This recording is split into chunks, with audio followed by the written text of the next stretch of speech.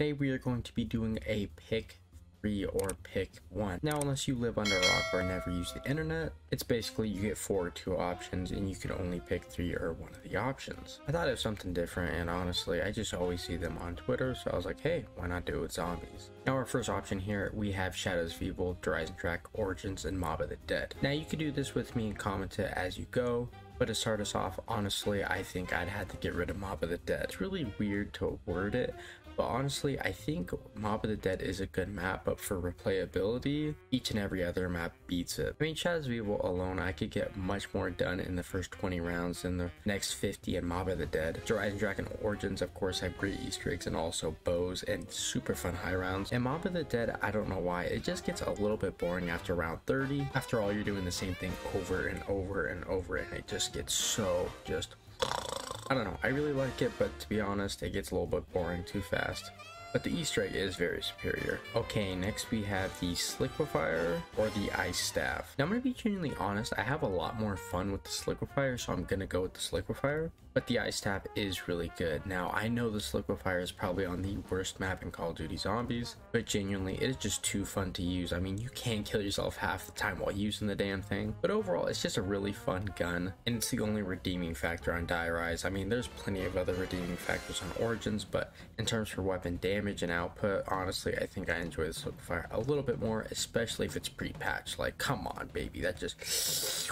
Okay, next we have Takio, Nikolai, Dempsey, and Richtof. Now I'm going to be real here, I really do like all of the characters, but Takio, you gotta go. Something about Takio just doesn't fit whatsoever, and to be honest, when you're playing Black Ops 1, you can tell that Takio was the least loved out of the bunch. He's given like the worst lines, and he gets really boring and repetitive after a while. And the only time his lines are good is if, you know, he's making fun of himself, which of course, you know, they write it in, so, you know, at the same time, you got other characters like Richtof who just make crazy jokes all the time. And really, the story could go on without Takio. I mean, I love the guy, but let's be real here. Takio, you gotta go. Alright, now here's a doozy. I want everyone to comment this, okay? I want everyone to comment on this. The ray gun or the thunder gun? I think everybody's genuinely used these at least 100 times, if not more. But I'm gonna have to side with the thunder gun. I really do enjoy the ray gun, and even in Cold War, it is absolutely just chef's kiss. But the thunder gun just has too many memories for me, not even from Black Ops 1, but from Black Ops 3. And it's just really just a fun gun to use, even when you're comparing it to a GOAT weapon like Cold War. But on the other hand, you do have extra ammo in the ray gun, but at the same time, the ray gun just drops off half the time. And when you have the thunder gun, you just feel like a badass. I mean, most of the time when you use this thing, you're just big schlong and carrying it around. Sorry, ray gun, but you gotta go. Okay, next we have Black Ops 1, Black Ops 2, Modern Warfare 2, and Black Ops 3. I wanted to make this interesting because honestly, if I included Black Ops 4 on this, it'd just be an obvious pick for everybody.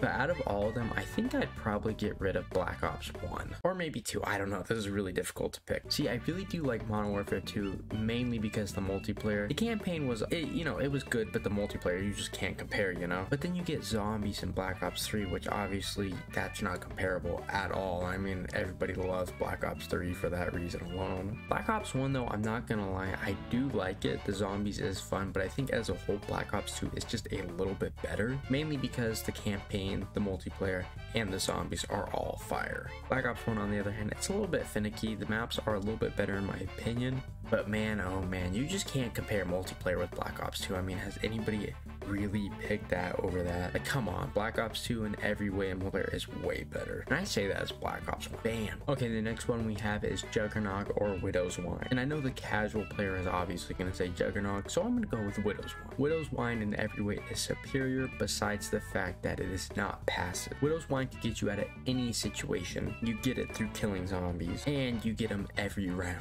Juggernog, on the other hand, is a little bit passive, but if you get stuck in a corner, it's literally going to do absolutely nothing. Honestly, you just stand there with your cock in your hand because there's nothing you can do unless you have something like the Apothecon Serp. Widow's Wine is just so much more fun, and it honestly requires the player to be a little bit more skilled, because if you're not, you're just wasting your grenade, which at the end of the day could just get you killed. I'm gonna pick Widow's Wine, and honestly, I think Jug is good, but it's only essential because it gives you more health. Widow's Wine, on the other hand, it's an absolute must. Man, what's you guys' list so far? Make sure you Okay, so the next one we have Die Rise or Transit. I really don't like Die Rise, and I really don't like Transit. But then the more you think about it, Transit gave us maps like Town, which honestly, it's like the best survival map, so I'm probably gonna say Transit. And that's mainly because Die Rise just has such a bad layout. I mean, I have a lot of nostalgia from the map, but overall, I mean, I think you could have more fun on Transit just because it's so bad. But Die Rise, on the other hand, you pay for that map. You